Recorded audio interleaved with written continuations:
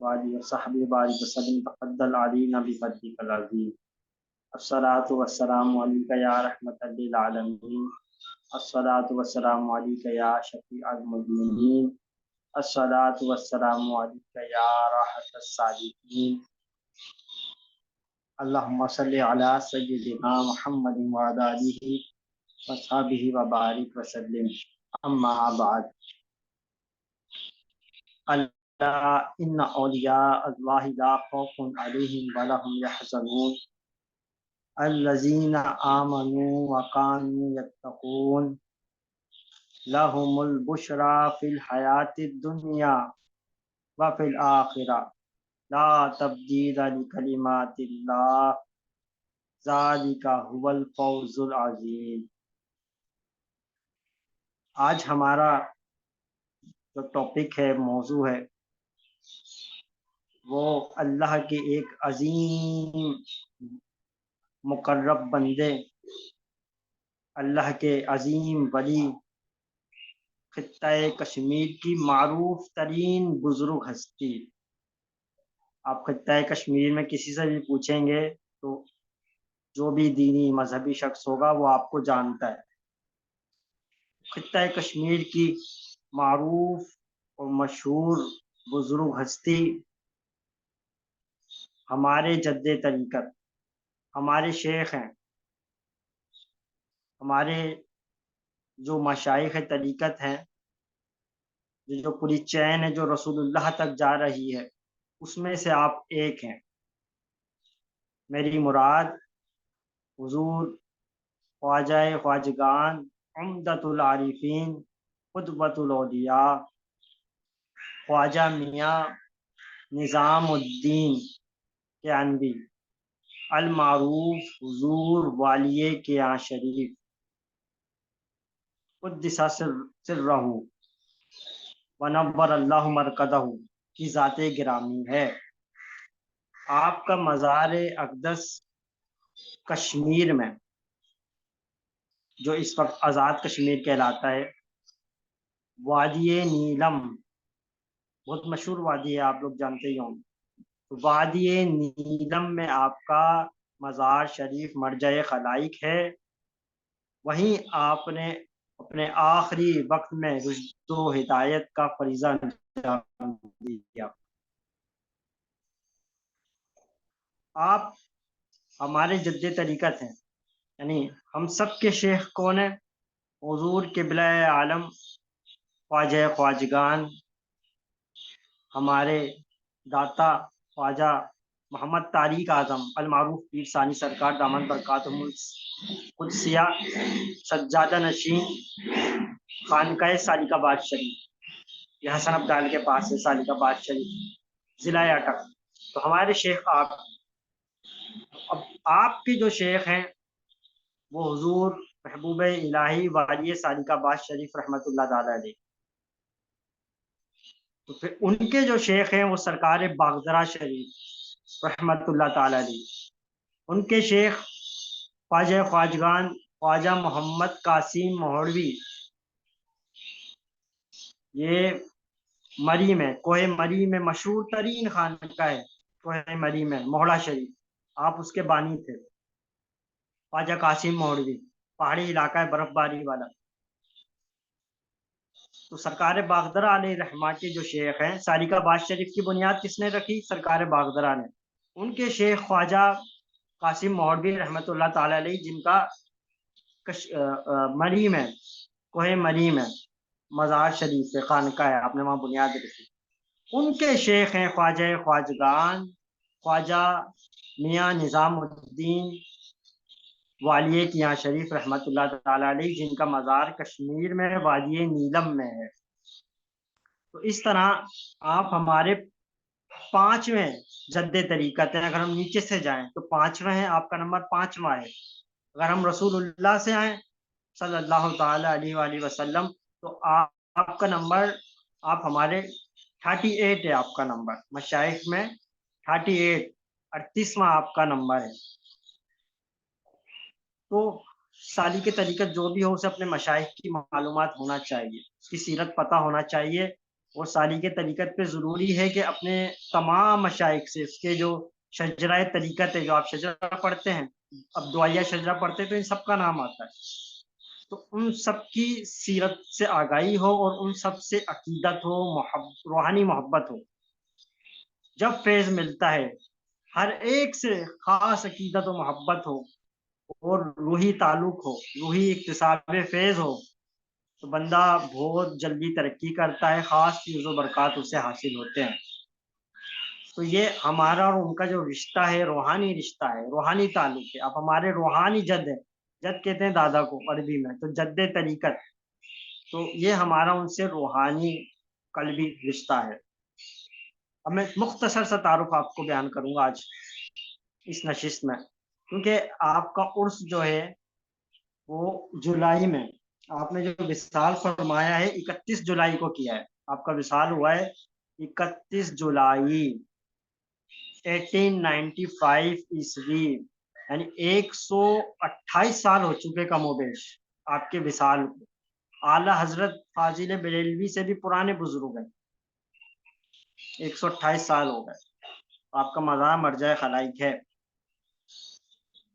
اور 8 صفر المظفر اسلامی تاریخ جو ہے آپ کے یوم وصال، جس کو ہم یوم عرس کے طور پہ مناتے ہیں، تو وہ 8 صفر المظفر 1313 ہجری ہے، ابھی 1444 چل رہا ہے، ٹھیک ہے، تو 1313 ہجری آپ کا یوم وصال ہے 8 صفر المظفر کو، کیونکہ صفر المظفر میں ہمارے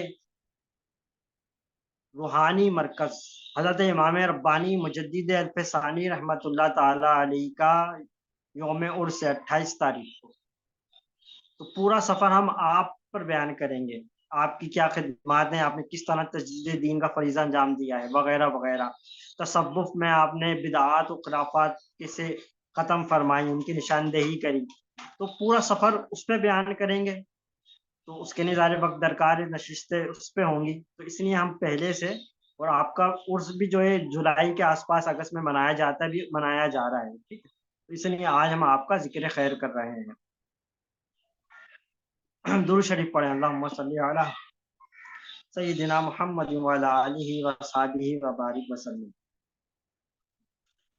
آپ کی پیدائش جو ہے کشمیر میں ہی ہوئی، خواجہ نظام الدین والی کے یہاں شریف کشمیر میں پیدا ہوئے، اور آپ کے والد بہت عظیم عالم دین، جید عالم دین اور کشمیر کی بزرگ ترین ہستی تھے، سلطان محمد ملوک، سلطان محمد ملوک، یہ بھی ہمارے جد طریقت ہے، یعنی آپ کے جو شیخ ہیں آپ کے والد بھی ہیں اور آپ کے شیخ طریقت بھی ہیں، آپ کے استاد گرامی بھی ہیں، یعنی آپ کے استاد گرامی جنہوں نے آپ کو علوم دینیہ پڑھایا، درس نظامی کی تکمیل کرائی، آپ کے استاد گرامی بھی، آپ کے والد بھی، اور آپ کے شیخ طریقت بھی جن سے آپ نے منازل سلوک طے کی، وہ ہیں سلطان محمد ملوک رحمت اللہ تعالی علیہ۔ آپ کا مزار بھی، دونوں کا مزار ساتھی ہے وادی نیلم میں، ایک ایک الگ الگ حجرہ ہے، دونوں کا مزار موجود ہے۔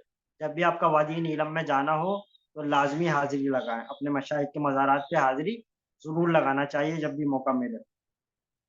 تو آپ کے والد ہی آپ کے استاد گرامی بھی ہیں، درس نظامی بھی اپنے والد سے پڑھا، یعنی اب دیکھیں باپ کتنا اعلیٰ ہے، خود عالم دین ہے، مدرس بھی ہیں، درسی کتب بھی پڑھا رہے ہیں۔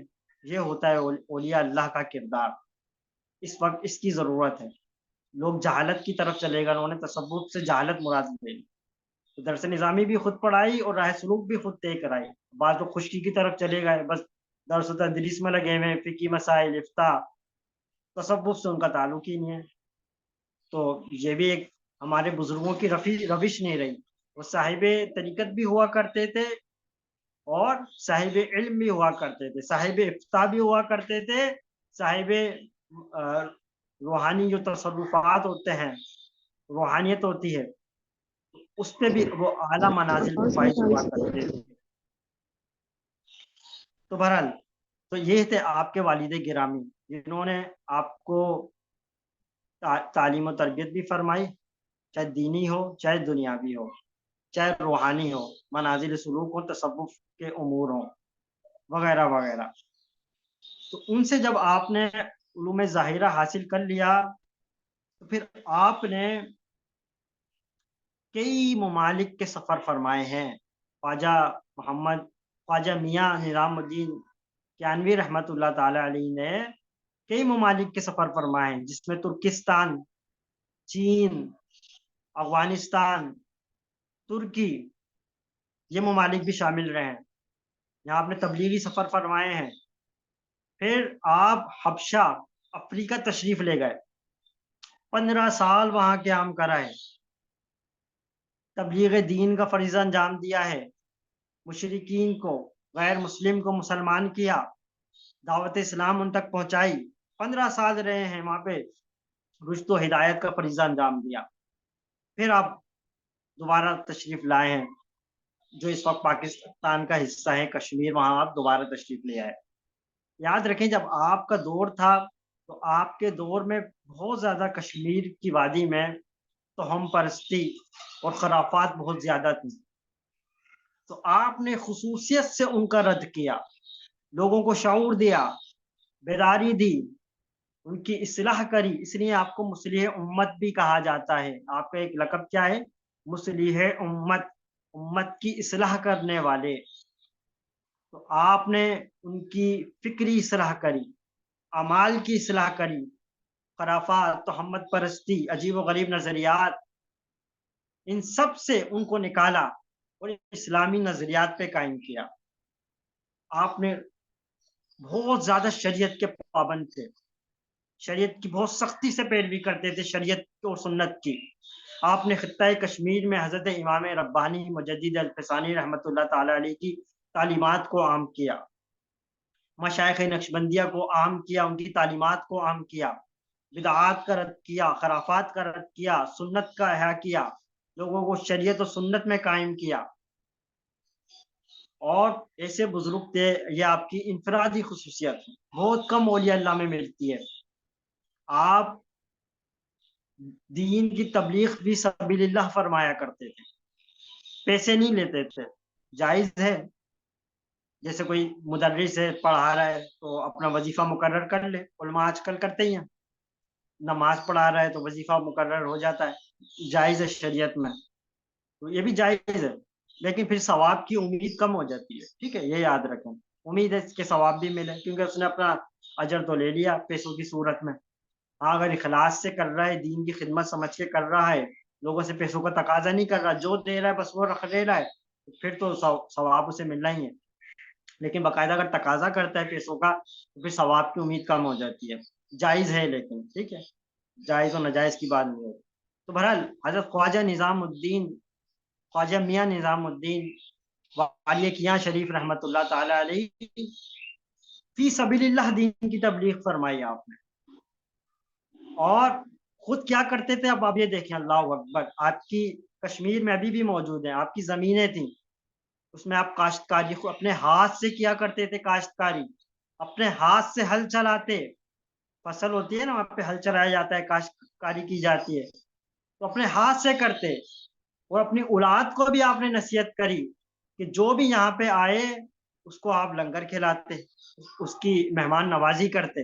اس سے کچھ یعنی پیسوں کا آپ کی طرف سے مطالبہ نہیں ہوتا تھا، اس کی مہمان نوازی کرتے. اور اپنی اولاد کو بھی نصیحت کری کہ دین کی جو خدمت کرنی ہے اور مخلوق خدا کی جو خدمت کرنی ہے، ان سے کوئی پیسہ نہیں لینا، ان سے مال نہیں لینا، خود اپنے ہاتھ سے کاشتکاری کرو اور رزق حلال حاصل کرو. یہ آپ کی خصوصیت ہے.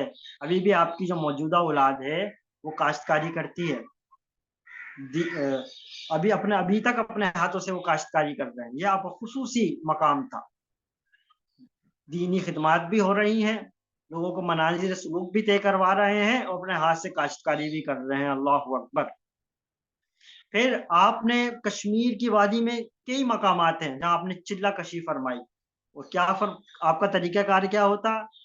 اتنے اونچے اونچے مقامات ہیں، چند مقامات اب بھی موجود ہیں، ایک آدھ جو محفوظ ہیں آپ کی چلہ گاہیں ہیں کشمیر میں، وادی نیلم میں. تو جہاں پہ پہاڑی لوگوں کا بھی چڑھنا دشوار ہے، چوٹی کی پہاڑی پہ تشریف لے گئے छोटा सा गार है, वहां पे आपने छोटी सी मस्जिद कायम करी। अभी भी आपकी ये चिल्लेगाह मौजूद है वादी नीलम में। छोटी सी मस्जिद बनाई, वहां पे महव इबादत हो गए।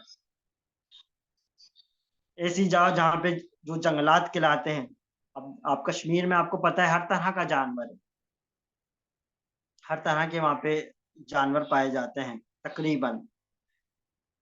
तो जो इंसानों पे हमला करते हैं वो भी होते हैं, तो ये उनका तवक्कुल, अल्लाह पे तवक्कुल देखें। अब आम कोई गाँव हो वहाँ पे आप सांप भी देखेंगे, सांपों के मसाइल हैं, दीगर मोजी जानवर हैं। कश्मीर तो फिर पहाड़ी इलाका है, वहाँ जब जाएंगे तो आपको अंदाजा हो जाएगा। तो उस कश्मीर जैसे इलाके, पहाड़ी जैसे इलाके में जो मोजी जानवरों का मरकज है, जंगल है, तो उन वीरानों में, उन पहाड़ों में जाके आप छोटी सी मस्जिद कायम करते, वहीं पे महव इबादत हो जाते, वही आपकी चिल्ला गाहें हैं। अभी भी एक आध मौजूद है, लोग उसकी जियारत करते हैं। तो ये आपका अल्लाह की जात पे तवक्कुल था। अब जिंदगी देखें कितनी प्यारी है, आलिम दीन भी हैं और शेख तरीकत भी हैं, और आम शेख तरीकत नहीं है, बड़े बड़े औलिया ने आपसे मनाजिल सुलूक तय करी हैं। अब आपके खुलफा में बहुत खुलफा हुए हैं, आपके खुलफा की एक तादाद है,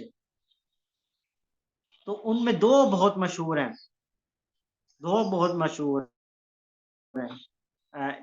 एक है हजरत मियाँ लारवी, जिसे बांग्लादेश में बहुत सिलसिला बड़ा है, बहुत सिलसिला फैला है।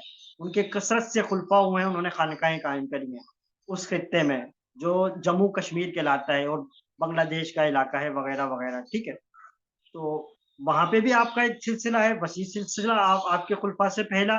वो यहाँ पाकिस्तान में भी, पाकिस्तान में जो आपके सबसे मशहूर खलीफा हुए हैं वो हुए हैं बानिए मोहड़ा शरीफ, जिनका मज़ार कोहे मरी में है। उन्होंने वहाँ खानका कायम करी, खानका मोहड़ा कहलाती है, मोहड़ा शरीफ बहुत मशहूर खानका है पाकिस्तान की। तो आप सबसे मशहूर खलीफा हुए हैं।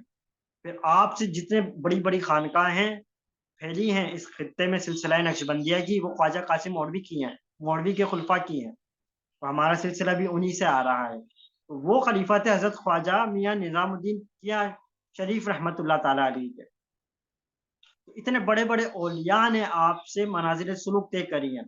हजरत ख्वाजा मोहम्मद कासिम मौलवी रहमतुल्लाह ताला अलैह जब बखुद बाइशारा इलाही आपके कदमों में पहुंचे हैं, जैसा कि मैंने आपका जब जिक्र खैर किया था, बयान भी किया था, तो जब पहुंचे हैं तो हजरत निज़ामुद्दीन किया वालिय किया शरीफ रहमतुल्लाह ताला अलैह ने फरमाया कि कासिम, अल्लाह अल्लाह करो, अल्लाह का जिक्र करो, जाओ मस्जिद में जाओ और जिक्र करो। तो अब आप तशरीफ ले गए और जिक्र आपने शुरू कर दिया, जिक्र करने लगे, जो सिलसिला सलासिल तरीकत में से जिक्र का तरीका था। जिक्र कर रहे हैं, रात हो गई, आपको ख्याल आया मेरे शेख ने तो फरमाया जिक्र करो, सोने का तो फरमाया ही नहीं है कि आराम कर लेना, जिक्र करो और आराम कर लेना, ये नहीं कहा। सिर्फ फरमाया है कि जिक्र करो, पूरी रात जिक्र करते रहे। हजरत निजामुद्दीन किया शरीफ रहमतुल्लाह ताला अलैह का गुजर हुआ, आए, देखा ख्वाजा कासिम अली रहमा जिक्र कर रहे हैं। फरमाया कासिम अभी तक जिक्र कर रहे हो? कहा हजरत आपने ही तो फरमाया था जिक्र करो, आराम का आपने नहीं फरमाया। कहा तुम्हारे इस अदब ने और तुम्हारी इस अकीदत ने तुम्हें वो मनाजिल तय करा दी जो लोग कई कई सालों में तय करते हैं, 30 30 40 40 साल में जो मनाजिल सुलूक तय करते हैं, तुमने आज एक रात में तय कर दी और उनको फैज से नवाज दिया इस मकाम के वजह से। अब उनकी जिंदगी देखें, आलिम दीन भी हैं और शेख तरीकत भी हैं और अपने हाथ से रोजगार भी कमा रहे हैं, काश्तकारी भी कर रहे हैं, दीन को कस्बे माश नहीं बनाया। कितनी प्यारी जिंदगी है, इसको अपनाने की जरूरत है। इसमें उलमा के लिए भी हिदायत की किरणें हैं, मशाइख के लिए भी हिदायत की किरणें हैं, और हम जैसे गुनाहगारों के लिए भी हिदायत की किरणें हैं। तो ये आपका मकाम था। अब हमारा मशाइख का बड़ा मजबूत ताल्लुक है आपस में।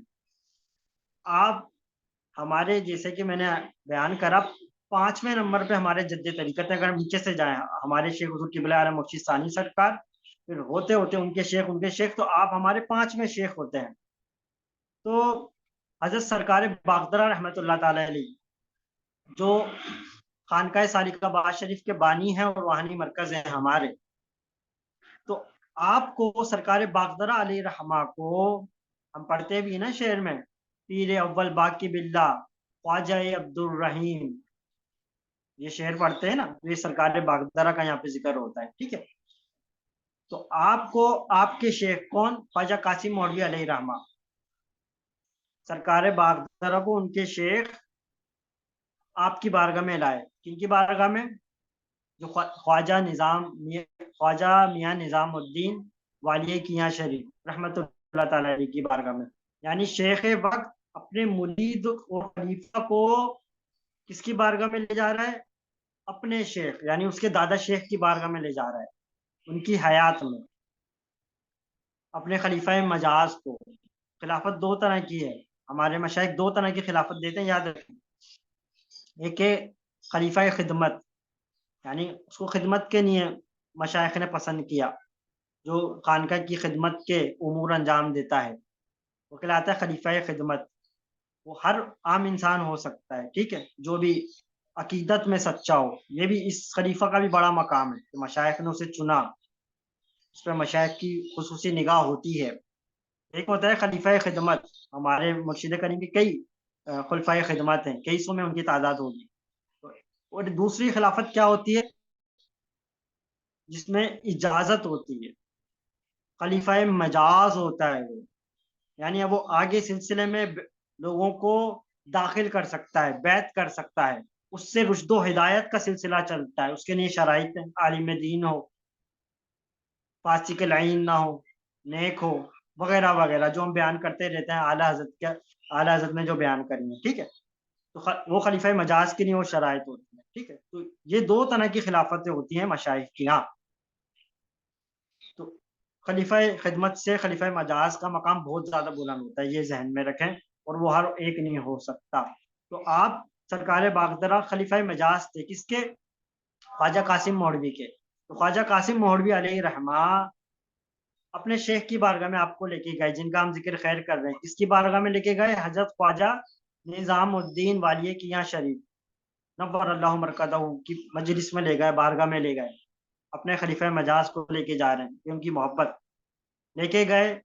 جب دیکھا، پیش ہوئے سرکار باغدرہ اپنے شیخ کے ساتھ، تو حضرت خواجہ محمد نظام الدین، حضرت خواجہ میاں نظام الدین، محمد نہیں ہے آپ کے نام کے ساتھ، میں غلطی سے ادا کر گیا، خواجہ میاں نظام الدین والی کیاں شریف علیہ رحمٰن نے آپ کو دیکھا، سرکار باغدرہ کو، اپنی نگاہ ولایت ڈالی، اور پھر فرمایا کہ قاسم، یہ مرید تو تمہارا ہے، جملہ سنیں، ارشاد سنیں، فرمایا قاسم، مرید تو یہ تمہارا ہے، لیکن اس کی پرواز بہت اونچی ہے، اس کی پرواز بہت اونچی ہے، یہ اولیاء کا بادشاہ ہے۔